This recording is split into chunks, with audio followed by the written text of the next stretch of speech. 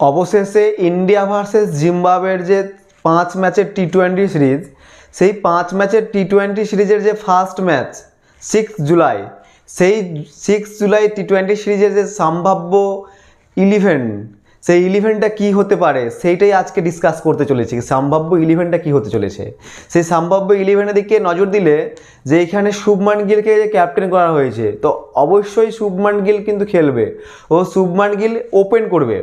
ও তার সাথে যে দ্বিতীয় ওপেনার, এখানে যে ওপেনারের যে অপশন আছে সেখানে আছে ঋতুরাজ গায়কোয়াড় ও অভিষেক শর্মা। তো আমার যেমন হয় এখানে অভিষেক শর্মা খেলতে পারে, মানে শুভমান গিলের সাথে ওপেন করবে অভিষেক শর্মা। ও ফার্স্ট ডাউন, মানে ফার্স্ট ডাউন যে খেলবে, ফার্স্ট ডাউন হয়তো মানে সাই সুদর্শন। এই যে সাই সুদর্শন প্লেয়ারটাকে যে পরবর্তীতে যে আনা গেছে বা এটাকে সিলেক্ট করা গেছে, তো এই সাই সুদর্শনকে ফার্স্ট ডাউন খেলাতে পারে। ও সুদর্শন কিন্তু অতি দুর্দান্ত প্লেয়ার, ওয়েল ডিজার্ভিং প্লেয়ার, তাই কিন্তু তাকে ফার্স্ট ডিজার্ভ, আর তিনি কিন্তু ফার্স্ট ডাউনে কিন্তু খেলেনও, অতএব তিনি ফার্স্ট ডাউনে দুর্দান্ত খেলবে, তাই তার ফার্স্ট ডাউনটা কিন্তু সুদর্শন খেলবে। ও সেকেন্ড ডাউনের জন্য রিয়ন পরাগ। এই রিয়ন পরাগ কিন্তু এইবার আইপিএলে দুর্দান্ত পারফরমেন্স করেছিলেন, আর এই আইপিএলের দৌলতেই কিন্তু এই রিয়ন পরাগকে এই জিম্বাবুয়ে সফরে কিন্তু নিয়ে গেছে।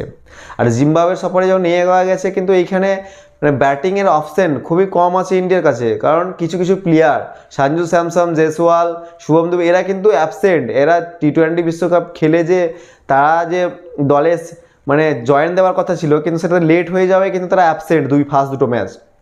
তাই এইখানে রিয়ন পরাগ খেলবে মানে 4-এ।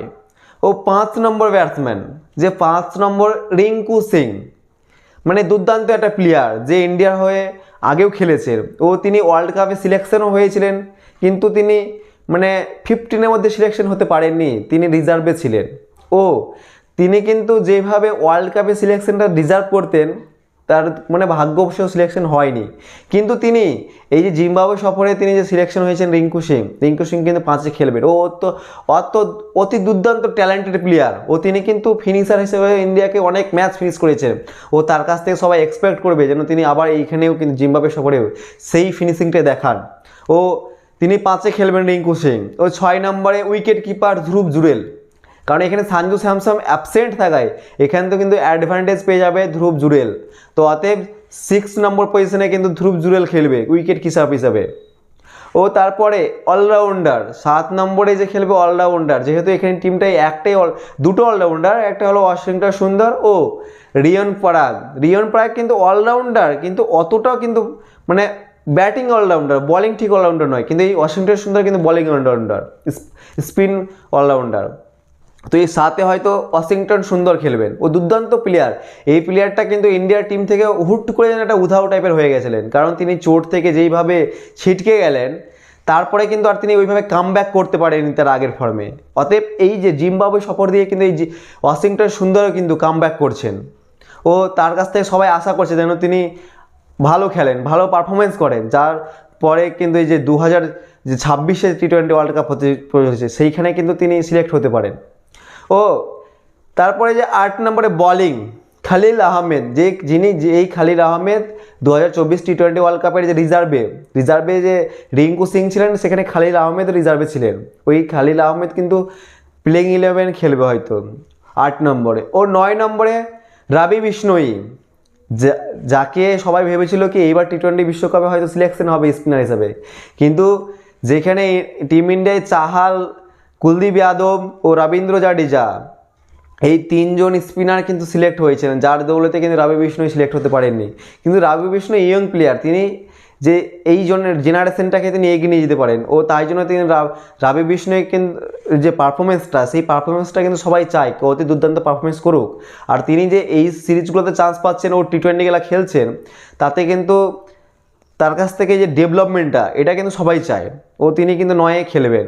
ও ফাস্ট বোলিং আবেশ খান, এই আবেশ খান প্লেয়ারটা দুর্দান্ত প্লেয়ার, আইপিএলে এবার দুর্দান্ত পারফরমেন্স করেছেন রাজস্থানের পক্ষ থেকে। ও আবেশ খান 10 নম্বর খেলবেন। ও 11 নম্বর হয়তো এইখানে মুকেশ কুমার অর স্ল্যাশ তুষার দেশপান্ডে, এই দুইজনের মধ্যে একজন খেলবে। মুকেশ কুমারের চান্সটা এখানে 80%, কারণ যেহেতু মুকেশ কুমার এর আগে অনেকগুলো ম্যাচ খেলেছেন, ও ইন্ডিয়ার পক্ষ থেকে কিন্তু অনেকগুলোই খেলেছেন, তাহলে এখানে বলা যাচ্ছে যে মুকেশ কুমার খেলবে। ও তুষার দেশপান্ডে কারণ নাও খেলতে পারে, যেহেতু তার কোনো এক্সপিরিয়েন্স নেই ইন্টারন্যাশনাল খেলার, তাই এখানে হয়তো মুকেশ কুমার খেলবে। এই যে এই ইলেভেনে কিছু চেঞ্জেস হতে পারে, যেটা টস হওয়ার পর বা শুভমান গিল যে ওপেনার অভিষেক শর্মা বলেছি, সেইখানে কিন্তু ঋতুরাজ গায়কোয়াড়ও খেলতে পারে, বা এটাও হতে পারে কি শুভমান গিল, অভিষেক শর্মা ও ঋতুরাজ গায়কোয়াড় তিনজনই খেলছেন, তা কোনো অবাক হওয়ার কিছুই নাই কি মানে শুভমান গিল ও অভিষেক শর্মা ওপেনিং করছে ও ঋতুরাজ গায়কোয়াড় ফার্স্ট ডাউন, এতেও অবাক হওয়ার কিছু নাই। এই কম্বিনেশনটাও হতে পারে। আর যদি ওই কম্বিনেশনটা না হয়, যদি ঋতুরাজ গায়কোয়াড়কে না খাওয়ানো হয়, তাহলে কিন্তু শুভমান গিল, অভিষেক শর্মা ও সাই সুদর্শন কিন্তু ফার্স্ট ডাউন করবে। একটা কম্বিনেশন নিয়ে ইন্ডিয়ান টিম কিন্তু জিম্বাবুয়ের এগেনস্টে নামবে। ও এই টিমটা কিন্তু জিম্বাবুয়ের থেকে অনেকটাই শক্তিশালী ও অনেকটাই কিন্তু প্রভাবশালী টিম। কারণ এই টিমটা আমাদের আইপিএলে এই প্লেয়ারগুলো কিন্তু আমাদের আইপিএলে দুর্দান্ত ফর্মে ছিলেন, ও এই পুরোটাই ইয়ং প্লেয়ার, পুরোটাই ইয়ং টিম। এই ইয়ং টিম কিন্তু টি-20 অতি দুর্দান্ত খেলবেন।